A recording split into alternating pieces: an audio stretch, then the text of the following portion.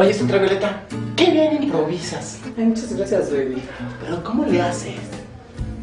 Pasa que yo sí estudié. ¿Estudiaste? ¿En dónde? Ay, pues en el Impródromo Condesa. Insurgentes 363, interior 102B, casi esquina con Michoacán, allá en la colonia Condesa. Ajá. Está ahí junto al Toms, ¿no? Ajá, junto a las putas de Insurgentes. Ah, allí.